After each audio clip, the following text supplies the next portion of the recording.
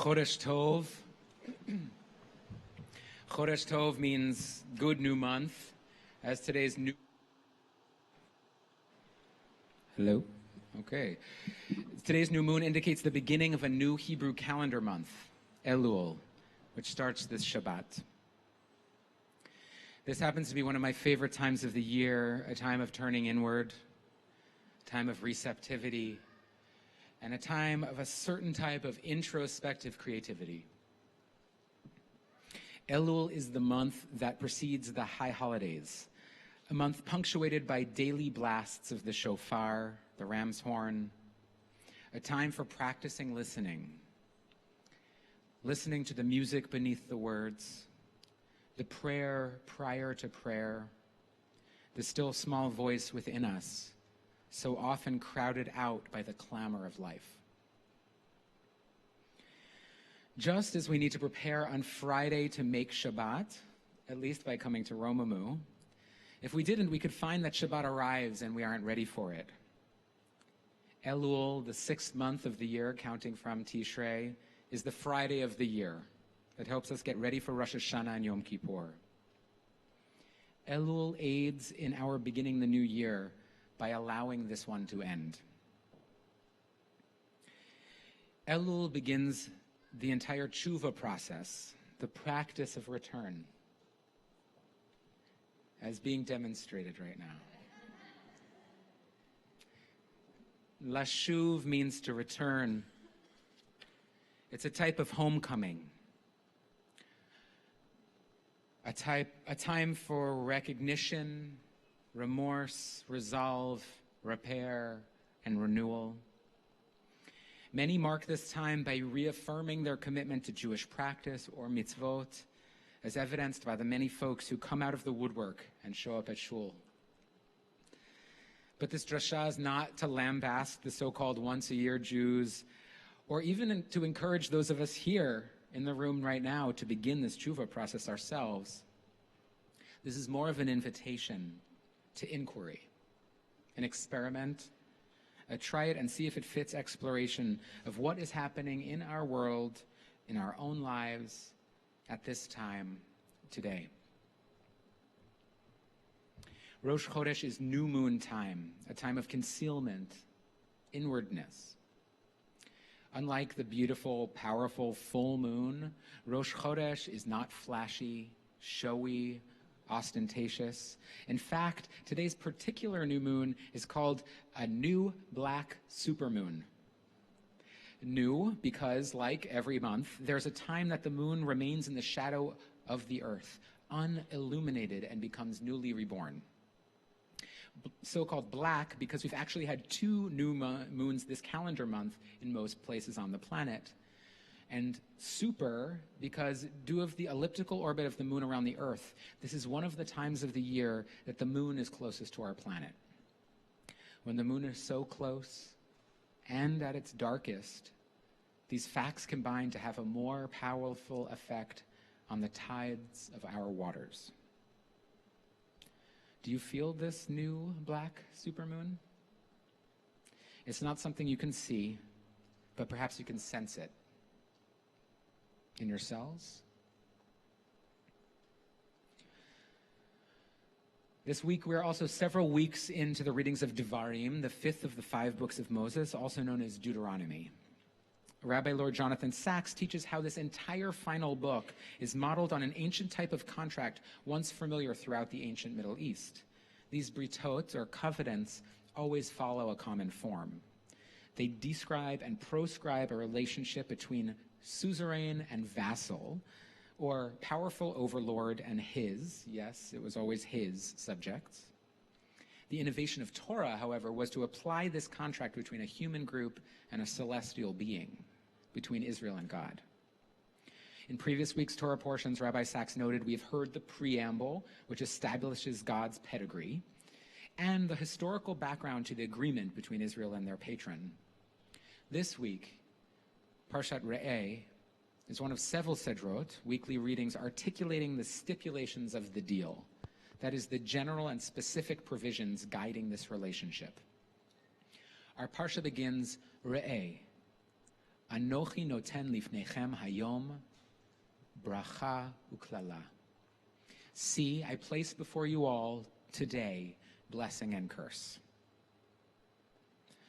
So if we think back to the first explicit question in the Torah, is when God asked the garden-dwelling Adam, Ayeka, where are you? This is the first question, first explicit question of our Torah. Ayeka, where are you?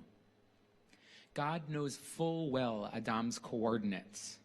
This call, where are you, is not God's faulty GPS, tracking the blinking blue dot of some soul on a map. God is asking this question. And all of us, all of the time, where are you on the inside? What is your motivation? What do you know about who you are and what you are doing? So too this re'eh, see, look, check it out, pay attention. It's not literal. The pull of celestial orbits, this inner gravitation, the alchemy of transformation is something we can't explicitly see, but can intuit or visualize with our inner eye. Re'eh, anochi, look, I, anochi, I, or something like me, ke ani, I, the voice of the witness, the higher self, the highest perspective, found through grace and insight, self-knowledge. It always remains something we must look for, but God loves games, and God knows so do we. This is a cosmic game of hide and seek, of peekaboo. Re'eh, anochi noten. Look, I am giving. Noten, giving, continually giving. Our Torah is a document from the past, but its voice is not a history. Life is a continual revelation. Noten, present tense, look here, see here. I am giving you something. Right now. This very moment. And this you I am giving to, alechem re'eh, anochi noten, alechem. You is plural. Look, I give y'all. Yet the verb see, the imperative, remains in the singular. The Torah speaks to the individual's multiplicity. Look, you who contain myriads, I continue to reveal myself to you through your life, through all of your parts. Your sometimes painfully contradictory parts. I reveal myself to you in what your heart is in what you aspire to, in what you have made your own, and your regrets, your remorse, your resolve, your repair. What is this continual giving we are alerted towards receiving? I give you blessing and curse. Blessing and curse. Binaries are easy and tempting. To reduce the world to halves, to parse with a blunt instrument. Good on one side, bad on the other, it's black and white. And in fact, binaries are incredibly powerful binding agents. When I make any outside, I have also created an inside, an in-group. I can now belong to my side. But what if this blessing and curse, to use a fancy literary term, is actually a merism? Heaven and earth is probably the most famous example of merism, which joins together two opposites to refer to a whole.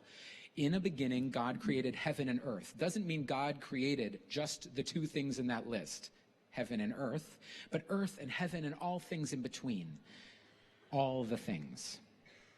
So too with blessing and curse. Look, I am placing before you right now the entire spectrum of social possibility. Not some good, blessed things over here and some rotten, wicked things over there, hermetically sealed and neatly parsed. No, I continually transmit a continuum of possibilities, and I want you to choose. What follows in our parsha are the general and specific provisions of belonging within the suzerain vassal relationship with God. Very frequently in the Torah and in other documents contemporary to the Torah, the command to love God or to love the suzerain meant to be one of God's many lovers, to belong to a beloved community, to choose as an individual in a collective to belong to the song of life. Back to Elul for a moment. Each month in the Jewish calendar is associated with a letter, one letter in the Hebrew alphabet. Elul's letter is Yud, the smallest of letters. Such good timing, this kid. The Greeks called the Yud iota. Even if you can't visualize a Yud, you can imagine it as the chisel tip of a calligraphy pen. It's the shape a quill makes when it touches the parchment, but the scribe has not yet made a stroke. The Yud is a first kiss between ink and paper. In this sense, Yud is the building block of every other letter. Each character can be seen as a Yud extended through space. Tshuva is returning to this elemental and essential simplicity. The calm, dimensionless depth and breadth of who we are before artifice and without strategies. Elul is a time for collecting and reconnecting the dots of our inner lives. This Yud precedes and transcends and includes all binaries. The word Elul is also a well-known acronym. Ani lidodi v'dodi li, I am my beloved's and my beloved is mine, from the Song of Songs. Midrash teaches that Elul is also a time when, quote, the king is in the field, a metaphoric way of saying the forces which guide our lives are a little more palpable, not so distant, but very close at hand. Lover, I want you to choose to hear the song of life. There are no interruptions, a friend of mine once told me. I want you to choose in this eternal relationship to make relationship eternal, to always relate, to always choose connection, to wrestle with how to be a refraction of revelation in your own days and in your own ways, to mirror life as love. And along with these daily shofar blasts, which aim to wake us up and orient us to the simple, essential matters of our lives, we also add Psalm 27 to the daily liturgy. Its most familiar line is, Achat sha'alti me'et Adonai od ta'avakesh. That psalm ends with the words, Lule ha'emante lirot betuv Adonai be'eretz chaim. Were it not for seeing the goodness of God in the land of living, the land of life. Lule, were it not for, is the word Elul backwards, which hints at the notion that by the time Rosh Hashanah comes along, that is at the end of Elul, we can, and if this time feels right and the process works within us, that we might be able to look back over Elul and say, Lule, were it not for all of the new black supermoon magic in my life, the tides inevitably pulling me towards my core, my essence, my homecoming, were it not for all the mistakes and foibles and shortcomings and false starts and distractions which were actually main attractions and betrayals which were actually redemptions, were it not for all the forces I cannot see or understand, the gravitation and magnetism and synchronicity, were it not for the unseeable yet imminently knowable spiritual worlds guiding and providing for me, I would not be able to live in this life, with all of its dazzling blessing and curse, to be in the dance of giving and receiving, of endless, illimitable relationship, to receive the Yud with its humility and simplicity and abiding gratitude. May we all see so clearly what this life is asking us to receive. May we all enter this moon time with the Yud, right-sized and irreducible, to this month of Elul, Ani ledodi v'dodi li, of being related, of being a lover and being so loved, so that we may look back at the month and this entire year and all of our lives with the eyes of Lule, were it not for all of my life, every detail, each piece so far.